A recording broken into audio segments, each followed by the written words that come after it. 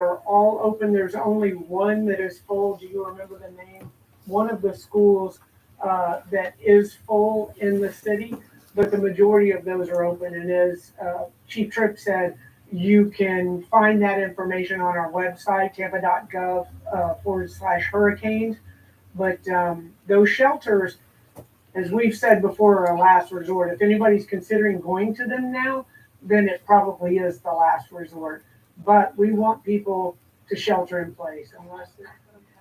All right, so yeah, we're listening to Tampa Mayor Jane Castor, of course, giving an update on what we're seeing in the city of Tampa. We're going to now transition to the governor. Yeah, she said, we've yet to feel the direct effects of Ian. I asked Chief Meteorologist Bobby Deskins when we will, and he said tonight, right now, through 4 a.m. Governor DeSantis speaking. Let's listen. 911 call centers are being rerouted. Those comms are down, so calls are being answered, and teams and the people that are calling are being noted. And then those local first responders will deploy as soon as it's safe to do so. Now, obviously, local responders can make decisions, but by and large, until the storm passes, they are not going to go into a situation for rescue and put their own folks at risk. And so we know that there are folks who are in the really high risk zone A evacuation zones who did not evacuate. Some have called in, and those people are being logged, and there will be a response, but it's likely going to take a little time for this storm to move forward so that it's safe for the first responders to be able to do. We are getting reports, but it's going to take a little bit more time to know exactly in terms of structural damage, but we are getting some reports of structural damage in both Lee and Charlotte counties, but I would say overwhelmingly, it's been that surge that has been the biggest issue and the flooding that has resulted as a result of that. In some areas, we think it's hit 12 feet. Now, it is our meteorologist view that the storm surge has likely peaked and will likely be less in the coming hours than it has been up to this point. But we know that this has been a big storm and it's done a lot of damage as it is. It is going to continue to move through the state of Florida. You're going to see hurricane force winds in places in central Florida, perhaps. It's clearly a very strong tropical storm all the way until it exits the Florida Peninsula in the Atlantic Ocean. There are, as much as we're focused on Southwest Florida, very important, obviously, when you have a storm of this nature. I think at landfall, it's going to be behind only the Labor Day hurricane, Hurricane Andrew, Hurricane Michael in terms of intensity. I think we're going to end up seeing that. It may end up being a Category 5, but at a minimum, it's going to be a very strong Category 4 that's going to rank as one of the top 5 hurricanes to ever hit the Florida Peninsula. So that damage is ongoing. It's very, very important. But the fact is, there's going to be damage throughout the whole state, and people in other parts of the state be prepared for some impacts. And you are seeing counties in different parts of the state issue evacuation orders. Clay County in Northeast Florida, which we do anticipate some major flooding events in Northeast Florida. I think folks that are familiar with the St. Johns River know that when you have weather like this, you will see this. And so Clay County has issued mandatory evacuations of low-lying areas along the St. Johns River. Flagler County has issued mandatory evacuations of its barrier islands, low-lying areas, and mobile homes. Nassau has issued evacuation orders for low-lying areas. St. Johns County is evacuating coastal low-lying areas, including the city of St. Augustine, as well as the city of St. Augustine Beach. Putnam County has recommended evacuation for low-lying areas and areas that have a history of flooding. And Sumter County is advising evacuations of mobile homes. And so those are places that are hundreds and hundreds of miles away from the initial impact in Southwest Florida, and yet they are having to evacuate folks that are living in vulnerable areas. We have over 1.1 million reported power outages. Now, there are crews that are still working outside of Southwest Florida, but just understand that number is going to grow. You're going to see more power outages as this storm moves through the center part of our state and before it exits into the Atlantic coast. There are 100 portable cell phone towers ready to be deployed into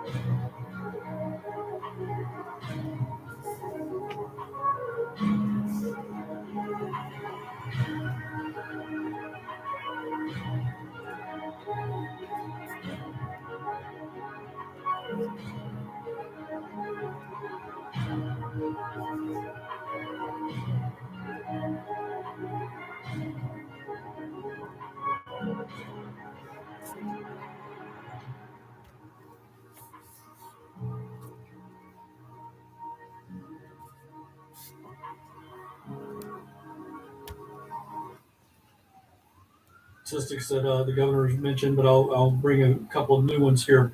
1,100 resource requests have been we've received 1,100 resource requests. We have fulfilled 900 of those. Again, the difference of the 200 is stuff that we just cannot get out on the road right now. We're working as quickly as possible to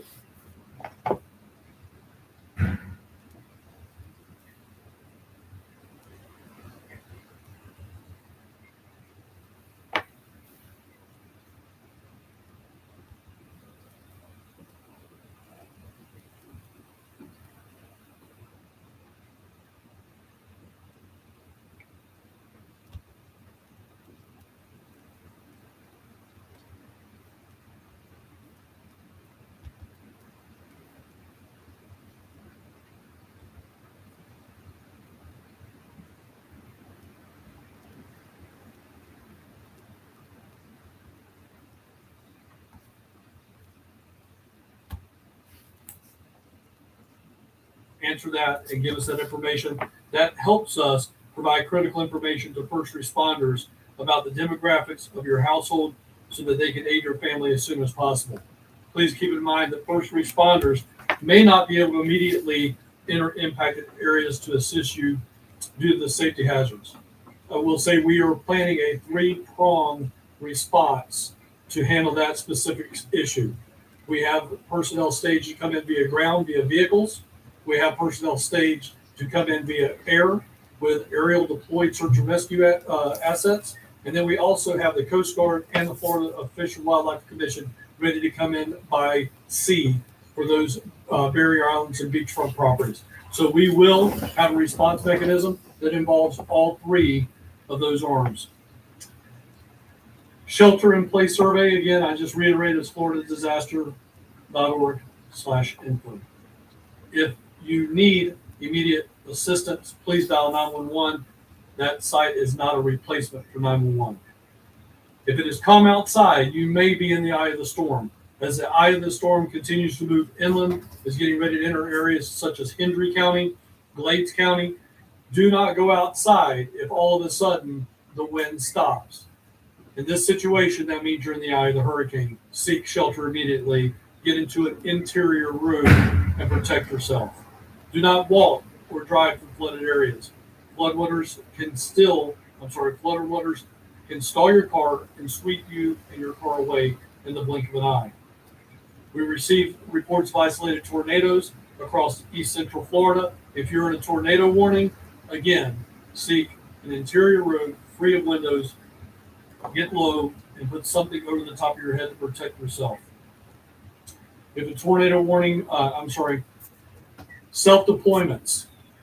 We do not want individuals self-deploying out on their own. That is very, very dangerous. Leave that to the professionals that are trained in how to do that. Do not take your personal boat out in these situations. We do not want to have to respond to yet another problem. The governor mentioned there are more deaths as a result of indirect situations than the actual direct situation of storm surge wind at the beginning of a storm. So please, what we want you to do more than anything else is stay safe. Please be careful out there. Again, Governor, thank you. There are reports that they are on the way. So I think the Cajun Navy is on the way, and okay, there we go. I mean, look, we really welcome. I mean, those are some really battle-hardened folks, and so Florida welcomes their support, and honestly, particularly Louisiana, because they've dealt with so much, and so the governor's been great. And look, we've got a long way to go before this storm exits the state, and there's going to be a lot of need to get into these communities, particularly in Southwest Florida, and offer the immediate assistance. But I do think the 3-pronged strategy, we're going in by ground, air, and by sea, means that all hands are on deck. And there's going to be people that are going to be in harm's way. And what I've said is the folks were told in these areas of the hazards, they were given time to be able to make arrangements and to leave. Some chose not to do that. They would have probably been better off doing that. Nevertheless, if people are in harm's way, we're going to go and do whatever we can to help those folks. And so that is going to those operations are going to commence as soon as it's safe to do so. Certainly, I would say no later than first thing in the morning. Yeah, no later. As soon as it's light outside and people are able to do it, and then it begins with the clearing the roads, making sure that the electrical folks can get in there. I was able to thank a number of these linemen. We went over to Lake City where a number of them were staged. These are great folks. They're coming from all across the country. I mean, I met people from Alabama, from Texas, from Louisiana. They're all coming to Florida. When we were driving back to Tallahassee from Lake City, I saw this beautiful sight of all these electrical vehicles coming where they had all the electrical equipment on. And these are folks that are going to help put people's power back on. It was just a procession of them. So we talked about 42,000. I'll bet you after today, there's probably going to be significantly even more. So you really are seeing just a great logistical effort to put all hands on deck in this response. Okay, any questions? Getting calls from people who have not evacuated, calls for help. About how many calls people are we talking about here? Right now, I don't want to give you a solid number because of the guess. I know earlier today we had the initial report was 21, and then we, because of 911 issues in that Southwest Florida area, we had one small rural county that was answering calls for the larger county saying that they had hundreds of calls. So I can't really quantify that right now, but just go off the words that the emergency management directors at the local level told me. Yes. President, about getting that 100% coverage. I mean, has he? I know there's a lot of folks out there who are pushing for Florida to get that 100% coverage, but I know. So when we spoke yesterday, I mean, he said, all hands on deck, that he wants to be helpful. And he said, ask whatever you need, ask us. So he was inviting us to request support. And so that we think that this is probably the best thing that we can get at this juncture, given what we're dealing with. And so hopefully we'll get a favorable response on that. Mr. Guthrie mentioned this earlier, but this is obviously a big flooding event, and a lot of these places might not have flood insurance. Do you have a sense of how exposed a lot of these people are who don't have coverage from flood insurance? Not yet, but I think the issue is significant in the sense that these are not people that necessarily live in a quote flood zone.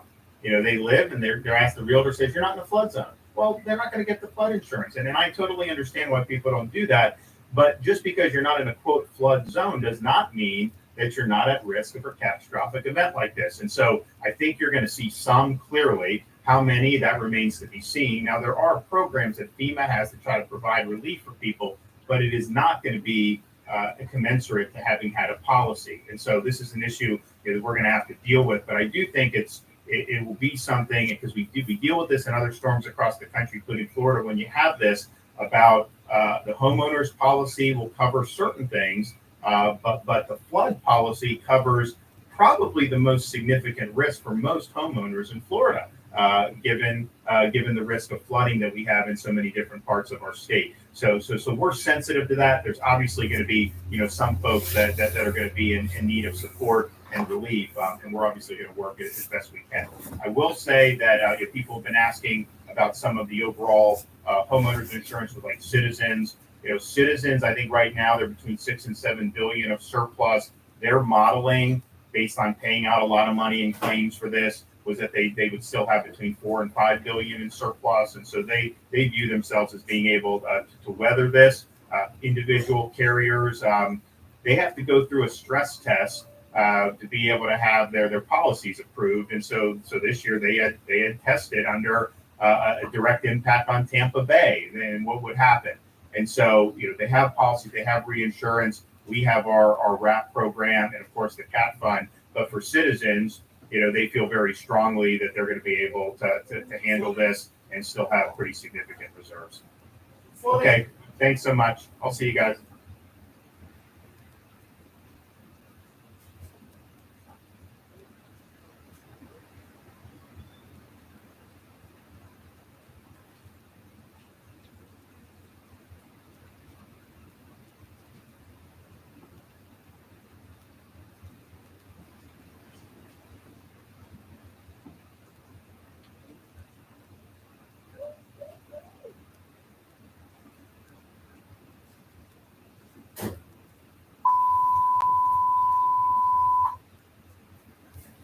Good afternoon, everyone. We're coming on the air because Hurricane Ian is about to make landfall along Florida's southwest coast. Let's take you right to the satellite. You can see the size and scope of this hurricane just off the coast there, right off the coast of Fort Myers, Naples, Sarasota, as you can see, feeling the brunt of this already. Severe impacts already, life-threatening storm now. A very strong Category 4 hurricane, winds up to 155 miles per hour. Now that puts it just below a Category 5 hurricane, of course, Cat 5, 157 or more. This is hovering just beneath the Cat 5. Of course, they always look back at the path once it makes landfall. It could get upgraded much later. But this is the strongest September hurricane, nonetheless, in 2 decades to hit the western coast of Florida. The storm threatening to cause catastrophic damage with a storm surge forecast of up to 18 feet in some places. 18 feet of seawater expected to come ashore. That upgrade overnight into this morning, record storm surge of nearly 5 feet already reported in Naples. We've seen the images coming in, cars almost entirely submerged in water. Parts of the state have been feeling the impact for hours already. The outer bands hitting with heavy wind and rain. There are reports of flooding in Fort Myers Beach. Power has been knocked out to more than 265,000 customers across Florida already, and this is just the beginning. Utility crews from 23 states have been called in. They'll be ready to go. Roughly 2.5 million Floridians have already been told to evacuate, so many heeding those warnings. The mayor of St. Petersburg has warned those choosing to stay that the city's first responders will not be coming to help while there are tropical force winds, of course, hurricane force winds once this makes landfall. We hear that message every time a hurricane hits. It's simply too dangerous for rescue teams to go out in the middle of these hurricanes. Amid the ferocious winds, torrential downpours, and the flooding, there are also tornado warnings in effect. We've seen images already of those funnel clouds. Airports across the region shutting down. More than 2,000 flights have been canceled already today. Airports not in the storm zone will feel the ripple effects of this. We'll see this across the country, in fact. At this hour, the White House says President Biden has spoken with Florida Governor Ron DeSantis. The president urging residents not to take anything for granted and evacuate when ordered. Of course, that time is now quickly running out, if not past, in so many of these areas that will truly feel the brunt of this storm, the highest impacts as it's approaching landfall right there in the Fort Myers area. We have our team on the ground across Florida. Our chief meteorologist, Ginger Z, she's live in Fort Myers. And Ginger, you've been reporting in all morning long and early afternoon. You're seeing the effects clearly behind you there. David, we are in the eye wall of Hurricane Ian. That is the strongest part of the storm. You can see almost nothing behind me, but if you could, the eye is only about 5 miles to my west. Look at what's happening right here. We finally saw the wind start to shift, and we've got the surge starting to take over the pool here at our hotel. If you look a little further, there was a dock, and there's a little house at the end of that dock that has been surrounded by the water. Surge here anticipated anywhere from 12 to even 18 feet.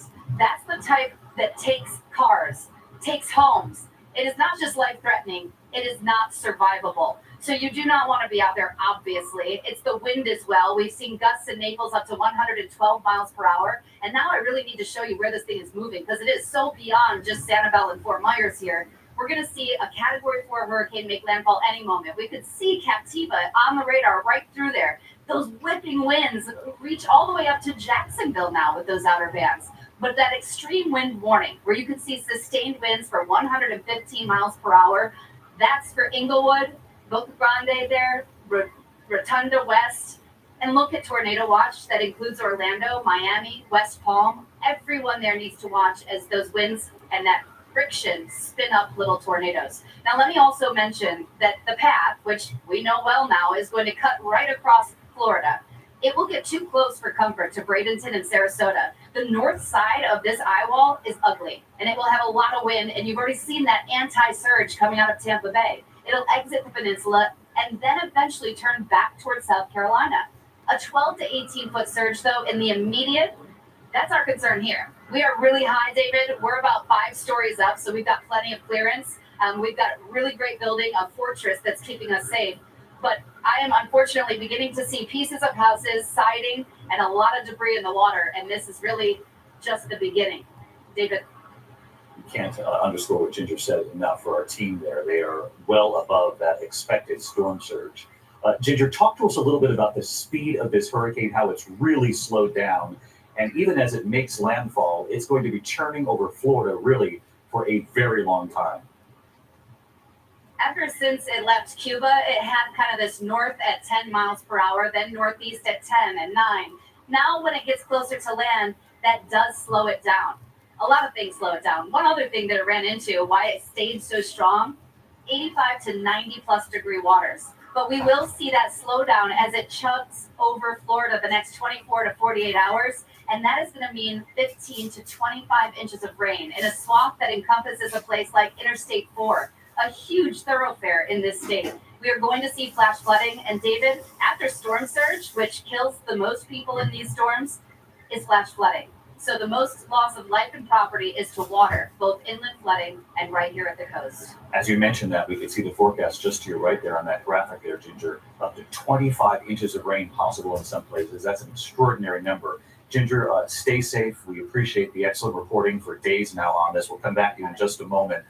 We're getting word from Sarasota County right now. The conditions have changed so rapidly that they have now revealed to the people there of Sarasota County emergency vehicles are no longer responding to calls in Sarasota County. It's simply not safe on the roads any longer. And as you heard Ginger say, they've already had wind gusts up to 107 miles per hour in Sanibel Island, 112 miles per hour in Naples. Let's get right to Victor Akendo. He's live in Fort Myers. He's witnessing this firsthand already as well. Hey, Victor.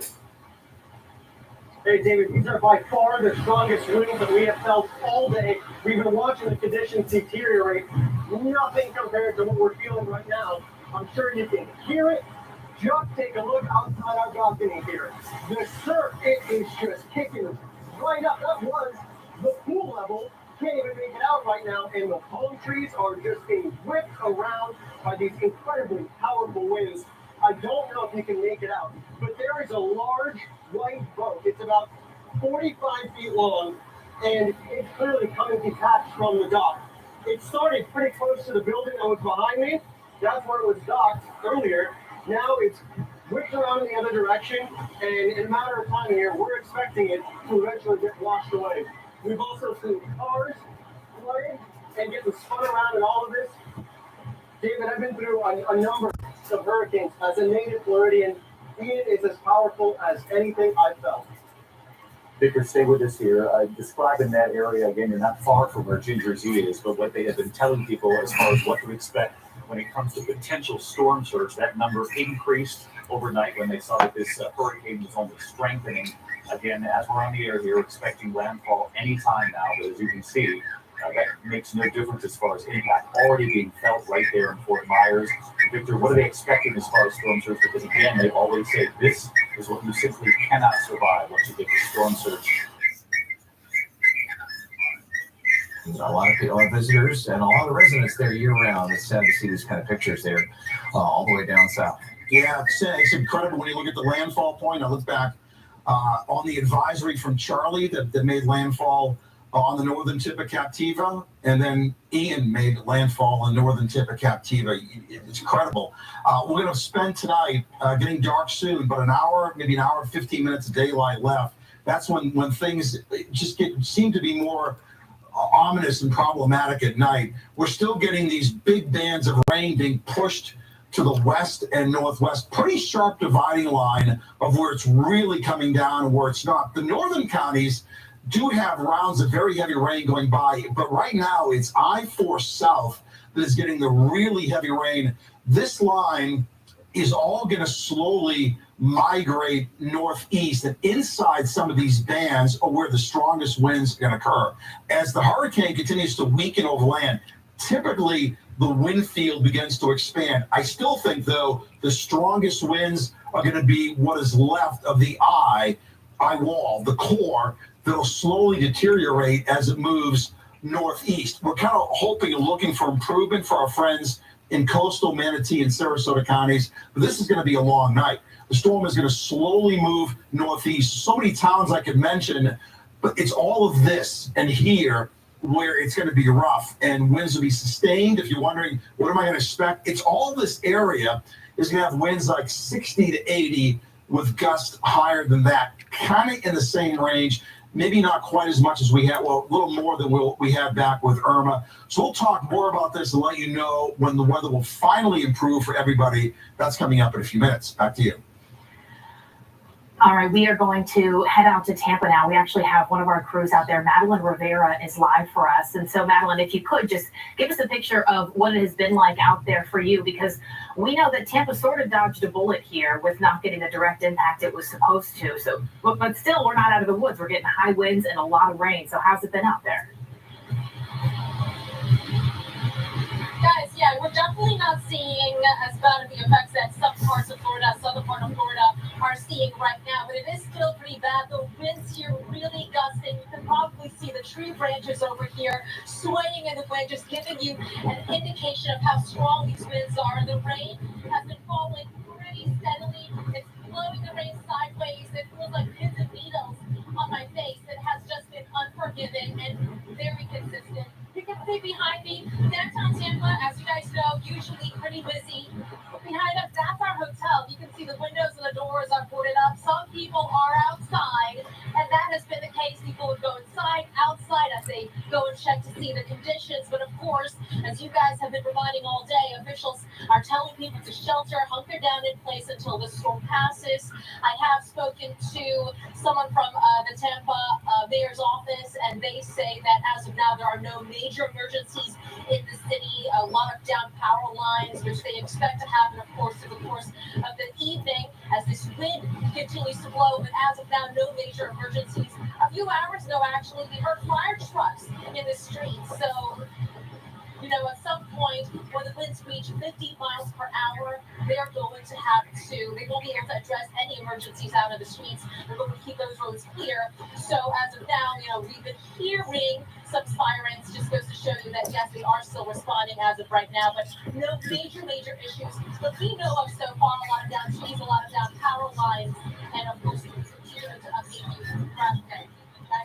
It's a little tough to say that that's good news, because just looking at you right now, Madeline, you could just hear that wind and it looks extremely uncomfortable. And I see there's folks out there behind you. Have you seen a lot of people just trying to get out and see what's going on?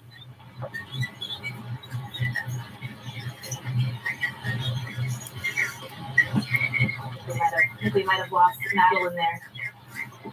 All right, well, hopefully you guys can tell her that she can get back inside now and take cover for a little while there. Doesn't seem like she's hearing us.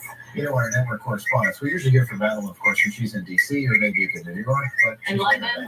Right, yeah. Well, we heard from Tampa's Mayor Jane Castor just a few moments ago. She says the worst of Hurricane Ian is still yet to come for Tampa Bay. Yeah, those are some pretty harsh words. Tampa residents urged to stay inside as conditions are only going to get worse. Let's take a listen. We are expecting that we are going to get the majority of the rain and the higher winds starting about 8 p.m. and they are going to last throughout the night. We are still expecting widespread flooding throughout our city, and anywhere from tropical storm wind speeds to the possibility of Category 1 hurricane wind speeds. So still damaging conditions that are out there. We're asking individuals to shelter in place right now. There's been somewhat of a lull, especially since the Hurricane Ian made landfall down in South Florida. So there may be the idea that we've been through the worst of it. It is yet to come for Tampa Bay. All right, Jane Castor with some words for everybody, especially in Tampa. He's here. Well, you saw this time lapse here earlier. We want to show it to you again. This is kind of the reverse storm surge that we saw again today. It didn't pull all of the water out of Tampa Bay, but in the shallow areas, especially there along Bayshore, it pulled out several feet of it. Most people saying this is as low as they've ever seen it. One of those weird phenomena from these hurricanes when you get them to the east of us and pulling all the water out of the bay. It will come back, of course. That was all about the position of the storm when it did make landfall. Again, this is Bayshore Boulevard. Remember those who happen to Irma, a bit of a familiar sight. And Fox 13's Lloyd Towers was right there on Bayshore a short time ago to show us conditions, and all the folks who stopped by to see it for themselves. For most of the day here, a driving wind from the northeast to the southwest here on Bayshore Boulevard. You can see the sign here. If you stand on your head, you can read it. Bayshore Boulevard and a harbor view here. We're just north of the Gandy intersection on Bayshore. And if you take a look out there, you can see that this storm has sucked the water out of Hillsborough Bay.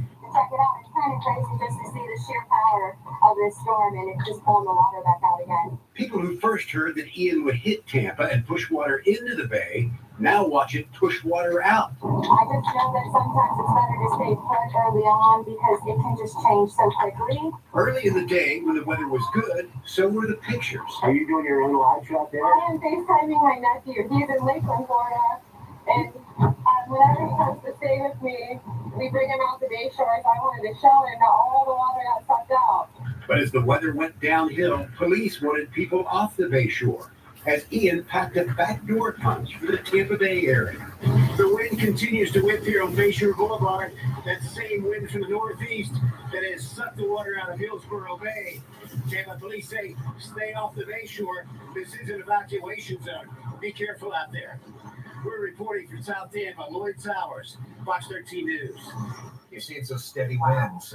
It wasn't just the water; it's those steady winds. And again, we're just on the leading edge of it here for Tampa Bay. So keep that in mind before you look out, see blue skies, want to dash out in that because it's far too soon to that. Mhm.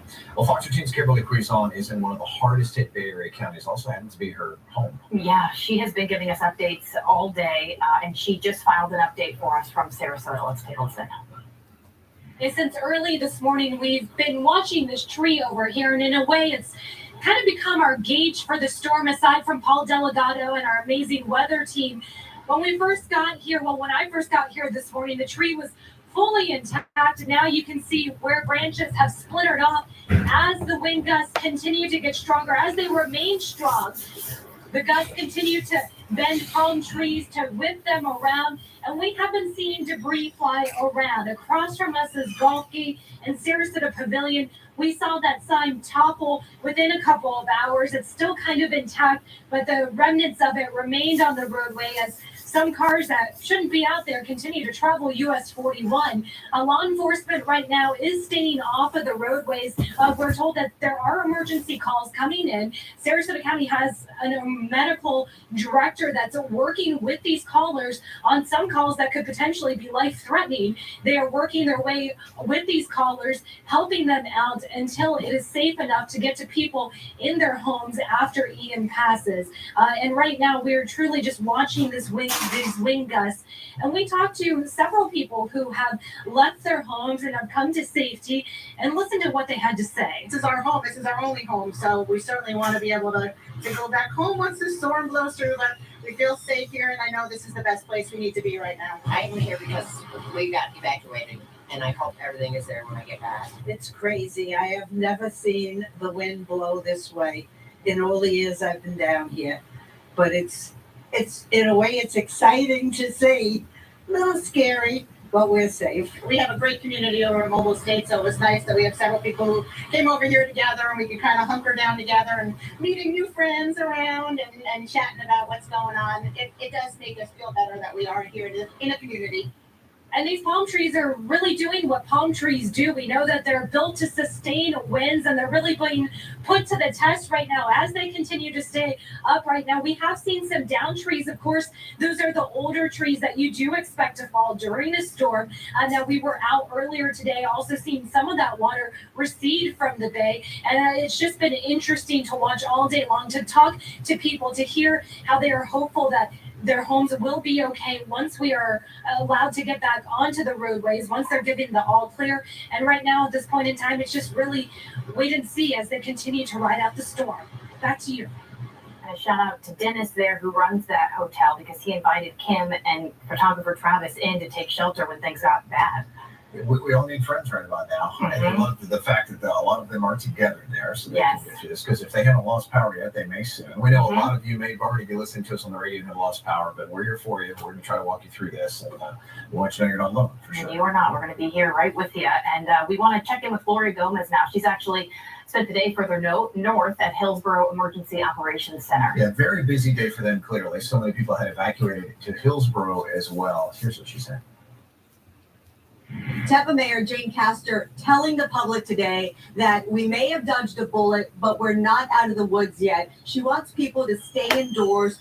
Don't go driving around. Don't go looking on Bayshore. Just to stay put until emergency officials tell you it's safe to go outdoors. Now, the mayor actually did some visits herself, checking on emergency response crews, letting them know and thanking them for their service, knowing that the moment we get the all clear to start clearing up our streets and roads of any sort of debris or branches or whatever may be out there, that these crews will be ready to go at a moment's notice. Obviously, they want to keep those roads clear for emergency vehicles who may need to respond to people in a state of emergency. So Jane Castor said it was important for them to know that she appreciates them ready to go at any moment. Take a look.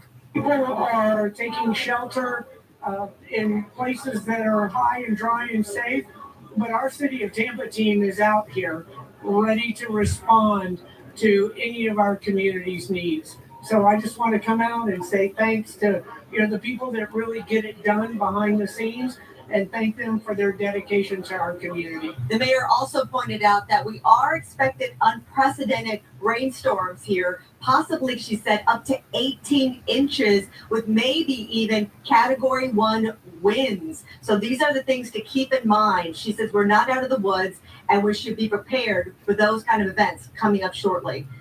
In Tampa, Gloria Gomez, Fox 13 News. Well, let's bring in Paul on this now. And but Paul, I'm struck by a couple of things just in these last few reports. A, the winds on Bayshore that Lloyd experienced a short time ago.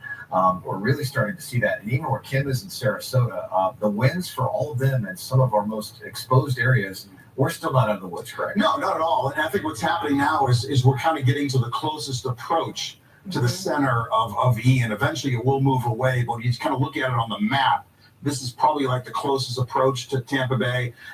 I know we're going to kind of look ahead, but we're getting just morsels of pictures and videos from around the Fort Myers area. And when everything gets out of the way and we can kind of assess the damage, we'll worry about that in the future. It's not going to be a good scene at all down there. I've seen water levels over the roof of some homes. So we'll worry about that in the days ahead. Let's talk about what's coming up in the night ahead.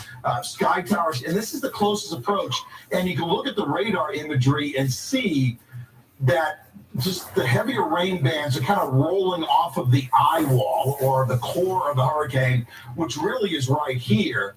And this is just, some of that is being pushed back through Tampa Bay. So for the next couple of hours, this will be the worst weather is going to be in the immediate Tampa Bay area, extending east. A lot of you have been messaging me, how about the wind in my town? I'm here. How about the wind? This whole area is going to have winds. It's going to be about 60 to 80 sustained and closer to what is the core, what will be left of the core eventually of the storm. There's going to be gusts well over hurricane force until the hurricane finally winds itself down.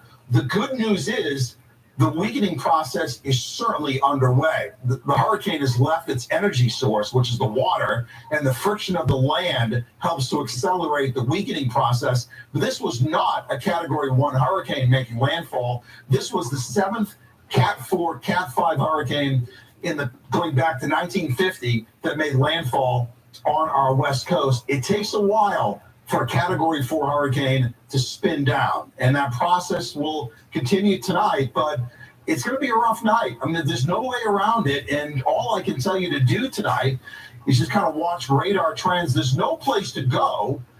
The only concern would be inland if by chance you're at a spot that could flood. We're not going to get storm surge here, but if you're near a river or a lake where water could come into your house, your only other option.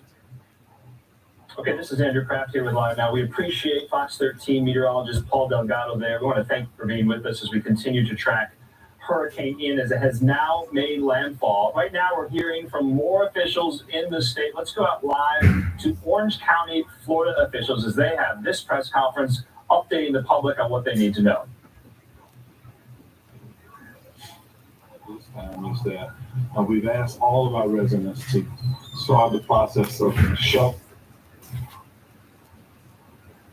Let's bring in NBC meteorologist Bill Cairns. He's been tracking this all day long. Bill, walk us through what we're seeing right now. And I couldn't take my eyes off the water behind Steve Patterson there, and just wondering, because we talked to the mayor of Naples earlier, and she was saying there's a lot of flooding in Naples. Is that coming to places like St. Petersburg and Tampa? Not the St. Petersburg Tampa area. They're getting the wind blowing out, so that's why they're okay. Just wait till you see some of the pictures from the Fort Myers area, Cape Coral. There's some stuff online and social media right now that's not cleared yet, and hopefully once we do that, we will show it to you. But I've seen video of a camera that was positioned in Fort Myers at 8 feet on a road, and that camera is now going underwater, and there are waves on top of that. There's a picture of the Fort Myers area. So the storm surge is in Fort Myers currently. Trying to look at this picture image, you can see some water surrounding that vehicle to the right there. Far to the left, you can see some water down some of the streets. I saw another video with a house that was floating with the roof ripped off of it.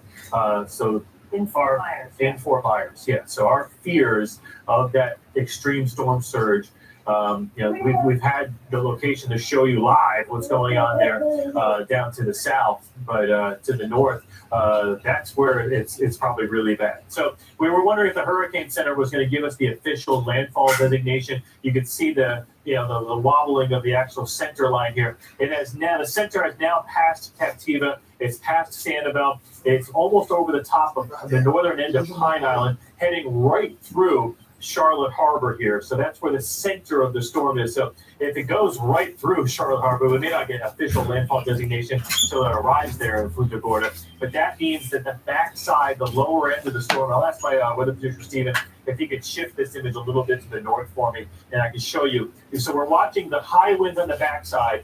There we go. We're going to show you the bottom of the sun. Let me show you the southern portion of the storm, Steven. And that's the area where we're going to see the strongest surge coming in. Not this north portion. This north portion of the storm is not where we're going to see the worst storm surge. It's going to be to the south of that, the southern portion of the eye. So if we continue lower down the radar here, Steven, I'm going to show people what's happening down to the south of there we go. Keep going south. There we go. So it's right here. This is where we're seeing the worst of the storm surge. The Bonita Springs area is probably going to be a lot worse than people were expecting. And this area from Fort Myers southwards down here to Bonita Springs, this is where it is. And I'm just getting word now that we do officially have landfall 3:05 p.m. in what was that landfall location? Cayo Costa. So that was right here. We put it on the map here for a reason. So 3:05 p.m. officially a Category 4 landfall, strong as they get. That's just for the history books. The damage is already being done anyways. But the only designation that it really matters at this point is once we get that official landfall and it's overland, it will slowly weaken. Not fast enough to prevent billions of more dollars of damage, but we do have that official landfall. So now we'll wait and see. The areas here. Here's Fort Myers. This area is underwater right now. As they go through the eye, that water will subside a little bit. It'll clear out. The winds will die down a little bit. And then they'll go through the backside of the storm where the winds will gust once again to 100, 120, 130 miles per hour. And when that happens, that's going to continue. Those areas south of Sanibel, from Fort Myers southwards, and Bonita Springs is unfortunately one of those areas, you're going to have that high storm surge probably for another 6-7 hours. The water's not going to recede because it's going to be being pushed from the southwest and then eventually the west, and the water's just going to sit on the coast. If you're wondering how about the storm surge problems around Port Charlotte and Punta Gorda, because the storm is making landfall over you, you're not going to have that extreme 12 to 18 foot storm surge. That is going to be south of that landfall and down through the Fort Myers, the Cape Coral area. If you've ever seen Cape Coral at very low elevation, there's a chance that almost all of the city of Cape Coral is currently underwater with wave action on top of that. We're approaching high tide in all of these regions in here too. So let's go through just a wider view of the storm and some of the other issues. And we've been watching some of these wind reports, and a lot of people were worried about the Tampa area. We've had reports of winds up to about 60 miles per hour, so down trees, definitely some power outages. It's really once you get down to Sarasota that we start getting those hurricane gusts.